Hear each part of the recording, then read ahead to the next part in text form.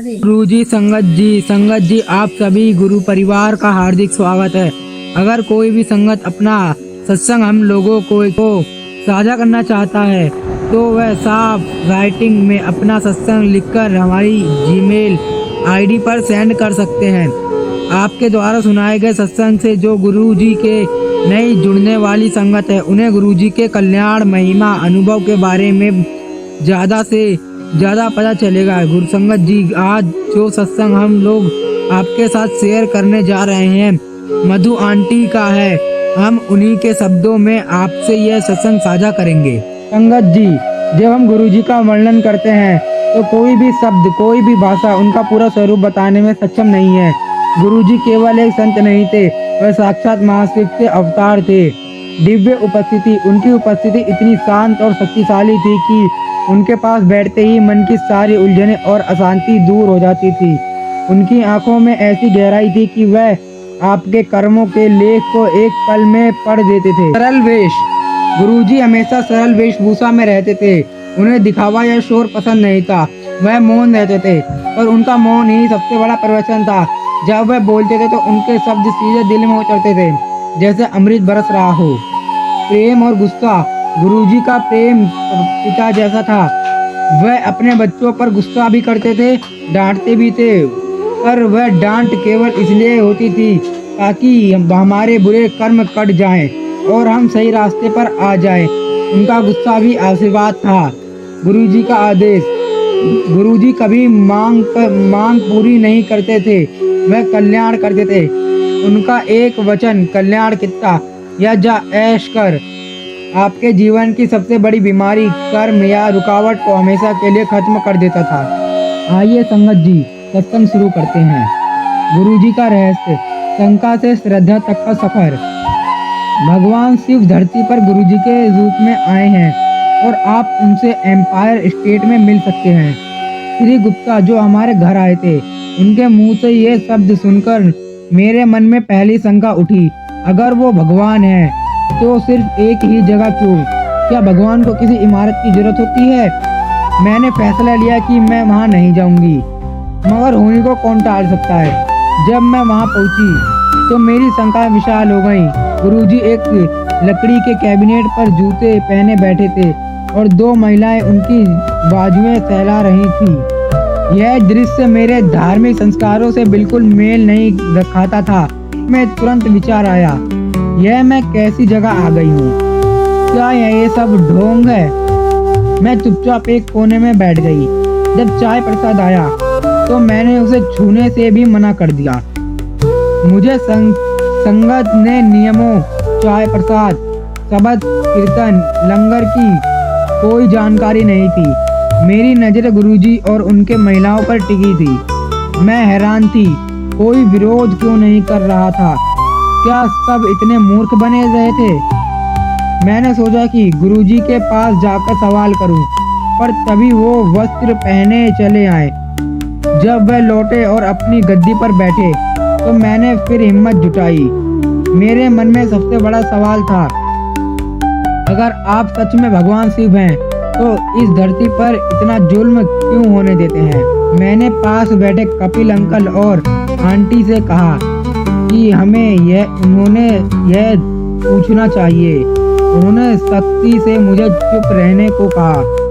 उनका शांत निष्प्रय रवैया मेरी बेचैनी को और बढ़ा रहा था।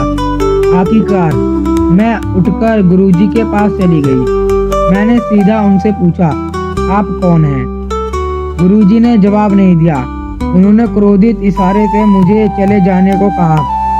मेरे पास सवालों का सैलाब था, पर उनके तरफ देखकर मेरी आवाज गले में अटक गई। तभी लंगर प्रसाद परोसा जाने लगा। श्री सिंगला, एक भक्त ने मुझे सवाल छोड़कर प्रसाद ग्रहण करने को कहा।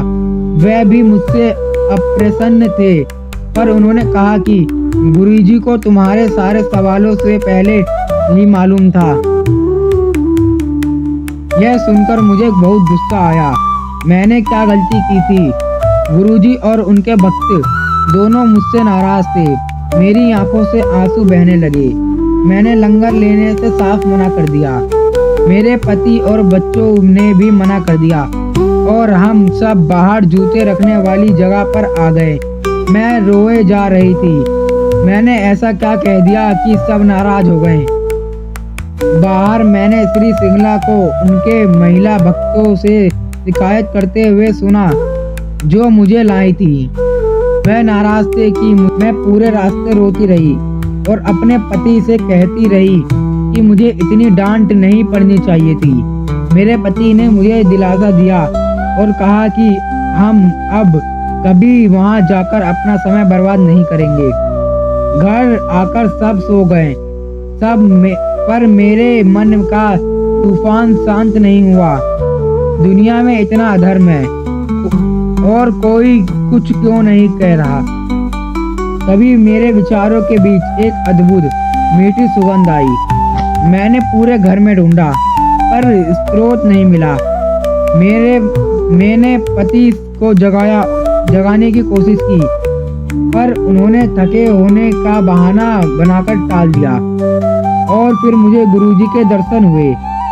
वह मुझे एक ऐसी जगह ले जा रहे थे जहां मैंने भगवान शिव और शेषनाग को देखा। शिवजी की जटाओं से गिरती हुई जल की बूंदों को देखकर मुझे गहरी शांति मिली। मैंने बड़े मंदिर का शिवलिंग भी देखा। फिर गुरुजी ने मुझे कुछ पीने को दिया। मैंने पूछा यह क्या है। उन्होंने जवाब नहीं दिया पर पीने को कहा। मैंने और मांगा पर उन्होंने कहा इतना ही काफी है, इससे ज्यादा लोगी तो दीवानी हो जाओगी। इस घटना के बाद मेरा पूरा घर सुगंध से भर गया और यह खुशबू कई दिनों तक बनी रही। मैं हैरान थी और पड़ोसियों से पूछती थी उन्होंने कोई अगरबत्ती जलाई है। सबने मना कर दिया। जब श्रीमती पुष्कराना गुरुजी की एक भक्त को यह बात पता चली तो वह मेरे घर आई और कहा यह गुरुजी की खुशबू है। उन्होंने मुझे बड़े मंदिर के बारे में बताया। मैंने मंदिर जाना शुरू कर दिया पर मेरे सपनों का विश्वास अभी भी डगमगा रहा था। एक दिन गुरुजी ने मलेरकोटला के एक भक्त जिन्हें मास्टर जी कहते थे को बताया कि उन्होंने मुझे दर्शन दिए थे और अमृत पिलाया था। जब मैं बड़े मंदिर गई तो मास्टर जी ने मुझे देखकर कहा कि गुरुजी मुझे याद कर रहे थे और उन्होंने यह सब बताया है। उन्होंने यह भी पुष्टि की कि मुझे आ रही सुगंध गुरुजी की ही थी।